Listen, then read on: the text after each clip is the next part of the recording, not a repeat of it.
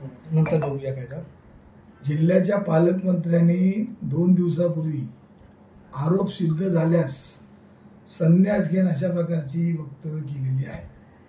खऱ्या अर्थाने त्या बातमी देत असताना किंवा प्रेस देत असताना पालकमंत्र्यांनी अनिकेत पटवर्धनचे आधार कार्ड आणि पॅन कार्ड आजपर्यंत आम्ही इतके वर्ष आणि जिल्ह्यातल्या सर्व जनतेला आणि आम्हाला पण इतके वर्ष राजकारणात आहोत, कोणता राजकारणी आणि कोणता पुढारी अकाउंटवरती पैसे घेतो 2 नंबरचे. आज जर अकाउंटवरती पैसे घेत असतील तर काळा पैसा निघाला नसता. अनेक ठिकाणी काळ्या पैशाचे चित्रवाहिनीवर चित्र बघता आली नसती. त्यापेक्षा पालकमंत्र्यांनी अनिकेत पटवर्धन, आपटे आणि सर्वगड यांच्या असलेल्या ज्या मोबाईलच्या CDR रिपोर्ट काढून द्यावे. ते CDR रिपोर्ट बघावेत. कोणी कोणाला कधी फोन केले गेल्या 2 वर्षाचे काढल्यानंतर पूर्णता बघावेत. आपण पालकमंत्री म्हणून ते आम्हाला मिळवून द्या. हे पॅन कार्ड आधार कार्ड मिळवण्यापेक्षा ते आम्हाला मिळवून द्या, मग आम्ही सिद्ध करतो कोण दोषी आणि कोण काय. आज अनिकेत पटवर्धनची बाजू पुष्कळ पालकमंत्र्यांनी घेत असताना अनिकेत पटवर्धन यापूर्वी पण भाजपच्या काही माजी आमदाराकडे काही आमदारांकडे होते, त्याही कसे वागत होते ते आम्हाला माहिती आहे. अनिकेत पटवर्धननेच या सर्व विषयामध्ये सर्व पद्धतीने हे करत असतात. आज एका बाजूनी शासन लाडकी बहीण योजना आणून लाडक्या बहिणीसाठी आपण 1,500 रुपये दिले दाखवतात आणि लाडक्या बहिणीबद्दल कौतुक करतायत. आणि सिंधुदुर्ग जिल्ह्याच्या असलेल्या कार्यक्रमामध्ये जिल्हाधिकारी, SP, CO आणि त्याचबरोबर तिथे शिक्षण मंत्री असताना जो अनिकेत पटवर्धन ज्या पद्धतीने एका महिलेवरती आरोप करतो आहे आणि महिलेवर आरोप करून त्या ठिकाणी सर्व बघताय, हे बघितल्यानंतर आणि पालकमंत्री मात्र गप्प बसतायत. हे बघितल्यानंतर चायपेक्षा किटली गरम हे खऱ्या अर्थाने याच्यातून दिसतं. हा अनिकेत पटवर्धन कोणताही शासकीय कर्मचारी नाही, तो एक BJPचा असलेला कार्यकर्ता. पालकमंत्र्यांनी आपल्याकडे PA म्हणून घेतलेला आहे आणि त्या PAने अशा प्रकारच्या क्लास 1 अधिकाऱ्याला आणि महिला अधिकाऱ्याला टोचून बोलणे हे खऱ्या अर्थाने निषेधार्थ आहे. अनिकेत पटवर्धन अशाच प्रकारच्या सर्व अधिकाऱ्यांना या ठिकाणी बोलत आहे.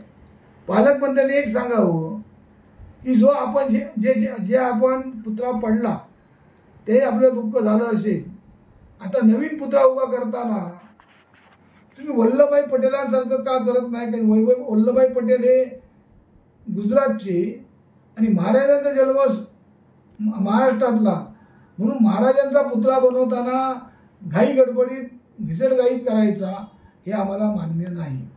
महाराजांचा पुतळा तेवढ्याच ताकदीचा, तेवढ्याच चांगला भव्य असण्यासाठी त्याला वेळ लागणार आहे. तो घाई गडबडीत ओढून चालणार नाही. महाराज जर महाराष्ट्राचे पण तुम्ही असं करत असाल आणि मग पंतप्रधान जर गुजरातचे म्हणून त्या वल्लभभाई पटेलांचा तुम्ही पुतळा 2.5 वर्ष करत असाल तर ते आम्ही चालवून घेत नाही, म्हणून आम्ही त्या विरोधात बोलतोय.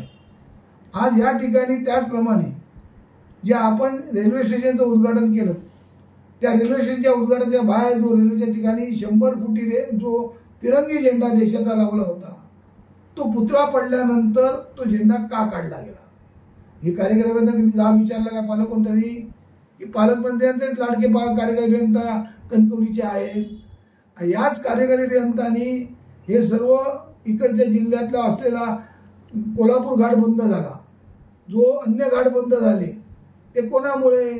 अतिवृष्टीमध्ये जिल्हाधिकारी इथे होते कुठे? आपल्या जिल्हाधिकाऱ्यांनी मुख्य अभियंत्याला पत्र दिले कार्यकारी अभियंत्याबद्दल की 7-8 जुलैला कार्यकारी अभियंता जिल्ह्यातच नव्हते. मग आम्ही प्रत्येक वेळी आठवड्यातले 3-4 दिवस मुंबईला असतात, त्या कार्यकारी अभियंत्याला आम्ही सातत्याने बोलून पण कधी काही केलं नाही. कार्यकारी अभियंता हजर झाल्यापासून आपल्या कार्यालयात CCTV लावत नाहीत आणि CCTV चालू करत नाहीत. त्याला पैसे त्यांच्याकडे नाहीत. ते आम्ही शेवटी पाठी लावून मुख्य सचिवाकडे तक्रार करून ते आता CCTV लावायला लागले. त्यांनी CCTV लावले असते तर कार्यकारी अभियंता कार्यालयात नसलेलं दिसलं असतं. दुसरं, आपण जो सावंतवाडीमध्ये जावई पूल म्हटला जातो, हायवेला बांधलेला नेमल्यामध्ये, त्या पलीकडे वस्ती नाही, अलीकडे वस्ती नाही, तर पलीकडे कोणाचे नातेवाईक राहतात, पलीकडे कोणाची बाग आहे, पलीकडे कोण जागा डेव्हलप करतोय, हे जरा पालकमंत्र्यांनी आमच्यासारख्या अज्ञानी असलेल्या कार्यकर्त्याला सांगावं, म्हणजे आम्हाला मान्य होईल. त्याचबरोबर पालकमंत्र्यांनी जे काय आज तिथे सांगताना सांगतायत की माझ्याशी गाठ आहे, मी बघून घेईन, असे बघणारे भरपूर बघितले. अशा बघणाऱ्याला आम्ही भीक घालत नाही आणि अशा नंतर आम्ही भीक घालत नाही. काय करतील, मारतीलच ना. अरे राणे आता मारता मारता गेले, झाले म्हातारे, तुम्ही काय. आणि तुम्ही माझं मरण हे, मी नेहमी म्हणतो माझं मरण हे देवाच्या हातात आहे. मी आज किडनीच्या आजारात पण सर्व जनतेच्या असलेल्या आशीर्वादामुळेच परत आज उभा आहे. त्यामुळे पालकमंत्र्यांनी अशा धमक्या विमक्या देणं हे मला तरी देऊ नका. तुम्ही कोणाचे भाई असाल, दादा असाल, आम्ही पण तेवढेच मुंबईमध्ये होतो, हे पालकमंत्र्यांनी समजून जावं.